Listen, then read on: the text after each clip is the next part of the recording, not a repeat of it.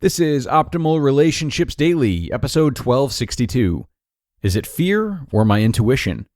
By Orna and Matthew of creatingloveonpurpose.com. Hello, everybody. I am Greg Audino, your host and narrator here on ORD. So glad to have you here with me once again, and that you've chosen to support your relationships today.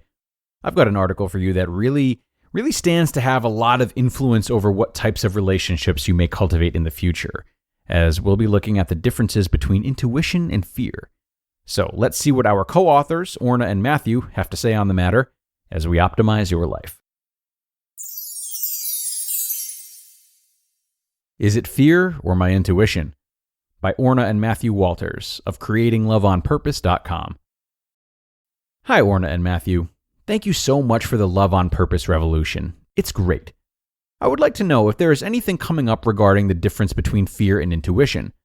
I recently split with a man because he called me a few really horrible things when I asked him to talk to me about a conflict we were repeatedly having after being together not quite 2 months. He refused to talk to me after my asking several times, and so I told him that I was going to leave the restaurant where we were, which is what prompted him to text me some terrible names. The issue was that he wanted to see me on the weekends. We were in school together all week, but I commuted 2 hours away to be with my friends and family on the weekends. He said he couldn't come with me because of his obligation to his large dog. I feel guilty that I didn't bend more about spending time with him on the weekends, but asked him to be patient with me for the remainder of school, 2 weeks at the time remaining, because my mom had just relocated to this area, and it was important for me to be close to her on the weekends. He took my leaving very personally, and I felt uncomfortable with how inflexible he was. It seemed like a red flag to me, among others throughout our 2 months together. I feel like he cared, but was too controlling, and that made me very nervous for what was to come. It seemed a little extreme to me. He claims that I was afraid, and I believe my intuition was telling me to get away. I would love to hear what you two think. For future reference, I believe there are a handful of us gals who possibly struggle with deciphering between the two, and I personally would love to hear about how we can trust ourselves. Thank you for your time. Dear Julia, thank you for your question. It's something we haven't yet addressed. Many women struggle with understanding the difference between fear, anxiety, and intuition. First, we want to say that it sounds like your intuition was spot on in this situation. This man definitely sounds controlling, impatient, and inflexible. Hopefully, it was not acceptable to you that he used disrespectful language when expressing his anger and frustration. You two are young. However, that is no excuse for using blaming or abusive language in the middle of a disagreement. Understanding the difference between your emotions and your intuition is something that takes a little time and practice. Our intuitive voice is oftentimes very quiet because the noise of our thoughts, emotions, and desires are drowning it out. It helps to develop a practice that teaches you to quiet your mind.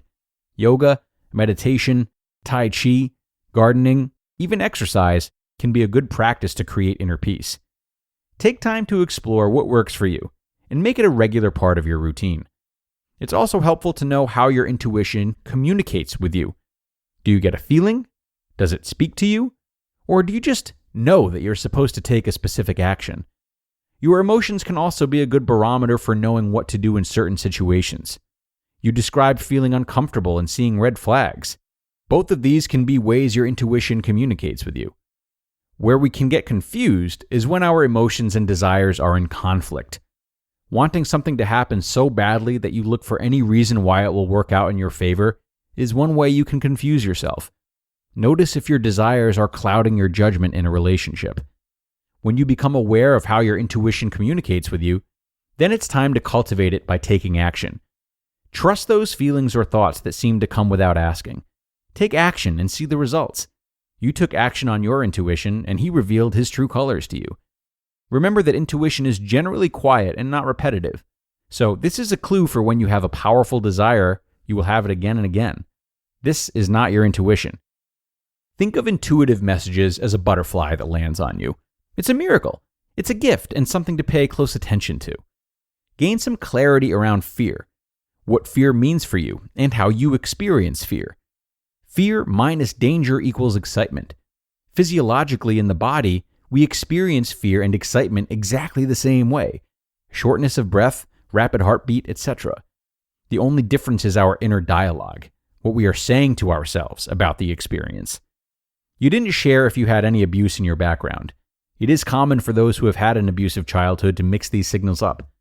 Rather than feeling fearful, having a feeling of an intense connection that is misconstrued as excitement. This is actually the subconscious mind saying, "This is familiar." That's it.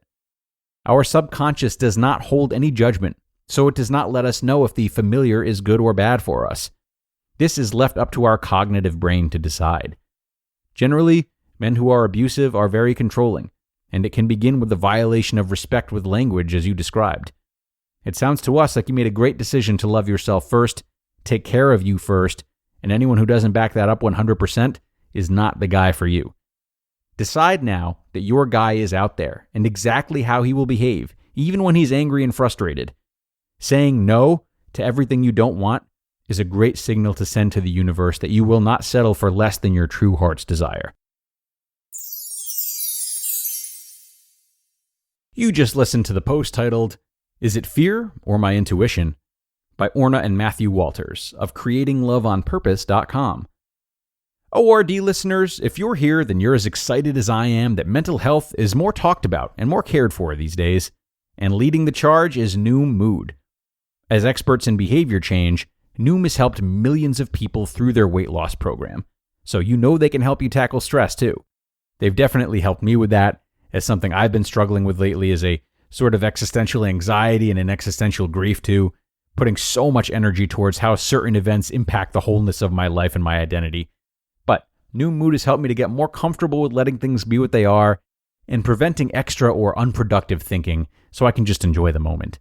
And just like they helped me, they will help you to better understand your personal relationship with stress and anxious thoughts so you can take control, build resilience, and develop coping mechanisms that actually work. So start to worry less and feel happier by using Noom for just 10 minutes per day. Sign up for your trial at noom.com/ORD. That's NOOM.com/ORD to start your trial today. And a good one today from Orna and Matthew, thanks to them for their great work.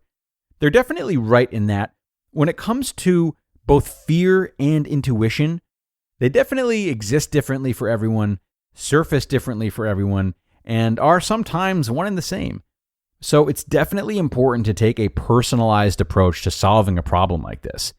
But it always helps to go back and look at our patterns to help us get clarity.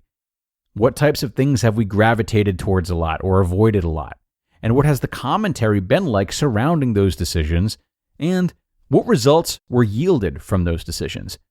Definitely a good starting point for anyone who's having the same question as Julia from their article. That is going to do it for today, though, everybody. I thank you as always for being here. I hope you took something from this post, and I'll be hoping to see you again tomorrow, where we will have another post and where your optimal life awaits.